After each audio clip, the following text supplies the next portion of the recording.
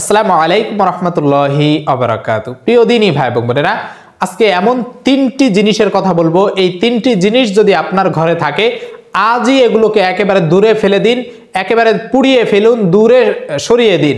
তা না হলে আপনার ঘরে কখনোই বরকত আসবে না, আপনার ঘরে কখনোই শান্তি আসবে না, আপনার ঘরে সবসময় অভাব, অনটন, দারিদ্রতা এবং অসুখ বিসুখ লেগেই থাকবে। এজন্য সাবধান হয়ে যেতে হবে, জানতে হবে কোন বিষয়গুলো, কোন জিনিসগুলো ঘরে থাকার কারণে আমাদের ঘরে বরকত আসে না, আমাদের ঘরে রহমত আসে না, আমাদের ঘর থেকে আল্লাহ তাআলা একেবারে রহমতকে চিরতরে দূরে ঠেলে দিয়েছেন। কারণ এই জিনিসগুলো যদি ঘরে থাকে তাহলে আমাদের ঘরে কখনোই রহমতের ফেরেশতা আসে না। এজন্য আমরা এক এক করে জানবো। ধৈর্য ধরে সম্পূর্ণ ভিডিওটি দেখার অনুরোধ করছি, পাশাপাশি চ্যানেলটি সাবস্ক্রাইব করে দিবেন যাতে করে আপনার মাধ্যমে অন্যরাও দেখতে পারে এবং আপনিও প্রতিনিয়ত ভিডিওগুলো পেয়ে যান। তাই ভিডিওটা শেয়ারও করে দিবেন। প্রিয় দিনী ভাই এবং বোনেরা, এমন তিনটি জিনিস রয়েছে, যে তিনটি জিনিস যদি আপনার ঘরে থাকে তাহলে সেই ঘরে কখনোই বরকত নেমে আসে না, সেই ঘরে রহমতের ফেরেশতা আসে না। এবং আপনি 1 লক্ষ টাকা কেন 2 লক্ষ, 5 লক্ষ, 1 কোটি টাকাও যদি ইনকাম করেন, মাস শেষে দেখবেন যে কেমন একটা হাহুতাশ তৈরি হয়ে যায়, কেমন জানি নাই নাই হয়ে যায়, কেমন জানি মনে হয় যে আমি অভাব অনটনে আছি, অশান্তিতে ভুগতেছি, এমনটা আপনার মনে হবে বা এমনটা আপনার মনে হচ্ছে। আপনি একটু চিন্তা করে দেখতে পারেন বা আপনি মিলিয়ে নিতে পারেন কোন কোন জিনিস আপনার ঘরে রয়েছে। তার ভিতরে 1 নাম্বার হচ্ছে যে ঘরের ভিতরে কোনো ধরনের পশু, পাখি বা মানুষ অর্থাৎ কোনো প্রাণীর ছবি থাকা। যদি আপনি শখের বসে আপনার ছবিটাকে, আপনার পিতামাতার ছবি অথবা কোনো প্রাণীর ছবি, হতে পারে কুকুর, বিড়াল, পাখি বা এই ধরনের এই জাতীয় যদি কোনো পশু বা প্রাণীর ছবি যদি আপনি ঘরে টাঙিয়ে রাখেন, তাহলে তো আপনার ঘরে রহমতের ফেরেশতা আসবে না। আর যেই ঘরে রহমতের ফেরেশতা না আসে, সেই ঘরে রহমত ঢুকবে কিভাবে? আল্লাহ তাআলা প্রত্যেকটা মানুষের জন্য এমন রহমতের ফেরেশতা রেখে দিয়েছেন, যারা আল্লাহ তাআলার ইবাদত বন্দেগী করে, আল্লাহ তাআলার কাছে সাহায্য চায়, নিয়মিত 5 ওয়াক্ত নামাজ পড়ে, তাদেরকে আল্লাহ তাআলা অটোমেটিকভাবে তাদের ঘরে রহমত দিয়ে দেন, তাদের কামাই রুজির ভিতরে বরকত দিয়ে দেন, কারণ ফেরেশতারা এই কাজেই নিযুক্ত থাকে। এখন আমি যদি আমার ঘরে রহমতের ফেরেশতা, বরকতের ফেরেশতা আসার যদি দরজাটাই লাগিয়ে রাখি, তাহলে তারা কিভাবে এই রহমত বরকত নিয়ে আসবে? তাই এই দরজাটা খুলে দিতে হবে। খুলে দেওয়ার মাধ্যম হচ্ছে আপনার ঘরে যেই কারণে ফেরেশতারা ঢুকতে পারে না, সেই কারণগুলো, সেই জিনিসগুলো দূরে ঠেলে দিতে হবে।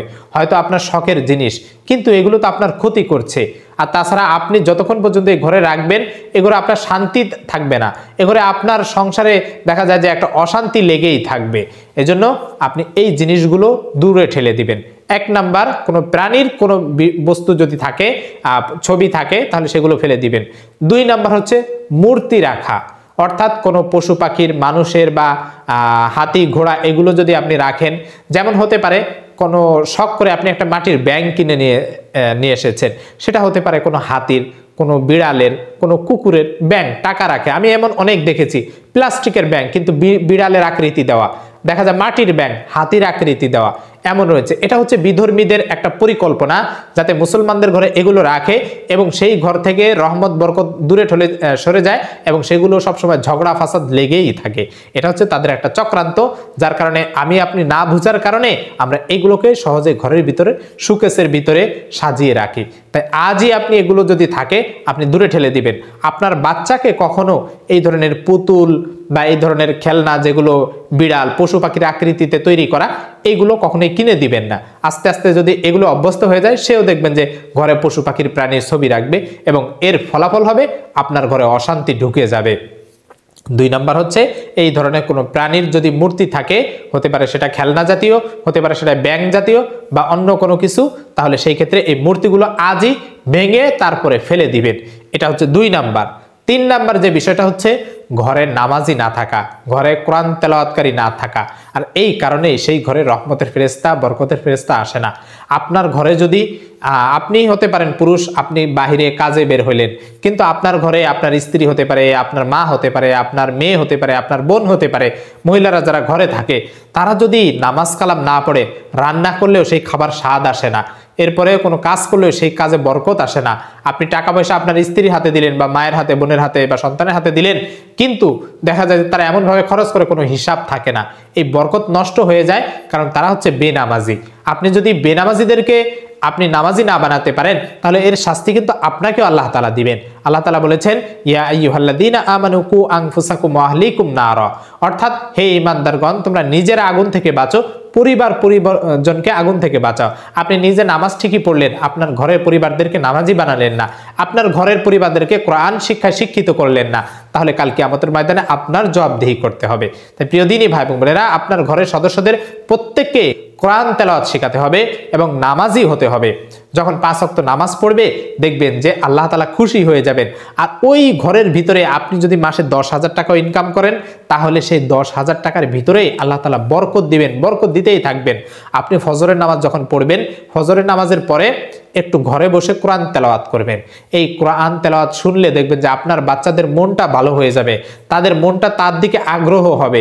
জিজ্ঞাসা করবে তুমি কোন, ছোট ছোট বাচ্চারা জিজ্ঞাসা করবে তুমি কি পড়তেছো, তখন এই মা বলবে এটা হচ্ছে আমাদের আল্লাহ তাআলার কালাম, আমি আল্লাহ তাআলার সাথে কথা বলছি, আল্লাহ তাআলা যে কথাগুলো বলেছেন লিখে দিয়েছেন আমি সেগুলো পাঠ করছি, এগুলো আমি যতই পড়বো আল্লাহ তাআলা আমার জন্য ওই আসমানের উপরে জান্নাত রেখে দিয়েছেন। এভাবে একটা মা একটা সন্তানকে বুঝাতে পারবে, দিনের পথে আনতে পারবে। আর এভাবেই ছোট থেকে একটা সন্তান তার মাকে তার বাবাকে নামাজি দেখে, কোরআন তেলাওয়াতকারী দেখে আস্তে আস্তে বড় হবে, অভ্যস্ত হবে, তাদের মনটা নরম হবে, আল্লাহ তাআলা তাদের দিনের দিকে অর্থাৎ ইসলামের দিকে মনটা ঘুরিয়ে দিবেন। কিন্তু আমাদের বর্তমান সময় হচ্ছে এমন, আমরা আমাদের বাচ্চাদেরকে কি করি, সকাল হলেই মোবাইলটা ধরিয়ে দেই, নাও বাবা কার্টুন দেখো, নিজেরা মোবাইলে ফেসবুক নিয়ে ব্যস্ত থাকি, টিভি রিমোট নিয়ে ব্যস্ত থাকি, নিজেরাও টেলিভিশনে ব্যস্ত থাকি, আসক্ত থাকি এবং বাচ্চাদেরকেও ল্যাপটপ কম্পিউটার এরপরে মোবাইল ধরিয়ে দেই। তাহলে সেই বাচ্চাকে আমি কিভাবে সঠিকভাবে মানুষ করাবো? সেই বাচ্চা তো একটা সময় বড় হয়ে আড্ডা দিবে, বন্ধু বান্ধবের সাথে খারাপ কাজে লিপ্ত হয়ে যাবে, এরপরে পিতামাতার সাথে খারাপ ব্যবহার করবে, এটাই হয়ে আসছে। তাই সন্তানকে যদি মানুষ করতে চান, ঘরে যদি সুখ শান্তি রাখতে চান, সংসারকে যদি একেবারে অশান্তি থেকে বাঁচাতে চান, তাহলে আপনার করণীয় হচ্ছে 1 নাম্বার কাজ হচ্ছে আপনার ঘর থেকে সকল প্রকার পশু পাখি প্রাণীর এগুলো জিনিস ফেলে দেওয়া, ছবি ফেলে দেওয়া। 2 নাম্বার মূর্তি জাতীয় কোনো কিছু থাকলে ফেলে দেওয়া। 3 নাম্বার হচ্ছে আপনার ঘরের ভিতরে যদি কোনো ধরনের বেনামাজি থাকে তাকে নামাজি বানানো, কোরআন তেলাওয়াতকারী যদি কেউ না থাকে তাকে কোরআন তেলাওয়াত শেখানো। এই যে তিনটি কাজ বলেছি, এই 3টি কাজের মাধ্যমে আপনার ঘরে ইনশাআল্লাহ শান্তি ফিরে আসবেই আসবে। আপনি একটা মাস এই নিয়মে আমল করে যান, আপনার ঘরের সবাইকে নামাজি বানিয়ে ফেলুন, ঘর থেকে এগুলো দূর করে দিন, তাহলে দেখবেন যে আপনার ঘরে শান্তি আসবে না কিভাবে। আপনি একটা মাস পরীক্ষা করে দেখুন, আল্লাহ তাআলার উপর ভরসা রাখুন, ইনশাআল্লাহ দেখবেন যে প্রিয় দিনী ভাই বোনেরা আপনার ঘরে শান্তি আসবে, শান্তি আসবেই আসবে। তাই আজ থেকে আমরা চেষ্টা করব আমাদের ঘরে কোরআন তেলাওয়াত জারি রাখার জন্য। এবং পুরুষেরা আপনারা যারা রয়েছেন এইভাবে আপনারা আমলটা করতে পারেন, যখন 5 ওয়াক্ত নামাজ মসজিদে যাবেন অন্তত সুন্নতগুলো ঘরে পড়বেন, যদি ছোট ছেলে মেয়ে থাকে আপনার সাথে পাশে দাঁড়িয়ে নামাজ পড়াবেন, এভাবে অভ্যস্ত করবেন। সুন্নত ঘরে পড়া হচ্ছে সুন্নত, এটাও একটা সুন্নত, সুন্নত নামাজগুলো ঘরে পড়া সুন্নত। এরপরে তাহাজ্জুদে অভ্যস্ত হওয়া, ঘরে যে সমস্ত মা বোনেরা রয়েছেন তারা রাতে তাহাজ্জুদ পড়বেন। তাহাজ্জুদ পড়ার বরকত হচ্ছে আপনার যে কোনো কাজে আল্লাহ তাআলা বরকত দিবেন এবং দোয়া করলে আল্লাহ তাআলা কবুল করবেন। তো এই আমলগুলো আমরা কখনোই ছাড়বো না। আল্লাহ তাআলা আমাদের সকলকে এইভাবে ঘর থেকে এই বিজাতীয় জিনিসগুলো দূরে ফেলার তৌফিক দান করুন, ঘরের শান্তিতে ভরপুর করে দিন, রহমত বরকত সব কিছু দিয়ে ভরপুর করে দিন। আমিন ওয়া আখিরু দাওয়ানা আনিল হামদুলিল্লাহি রাব্বিল আলামিন। আসসালামু আলাইকুম ওয়া রাহমাতুল্লাহি ওয়া বারাকাতুহু।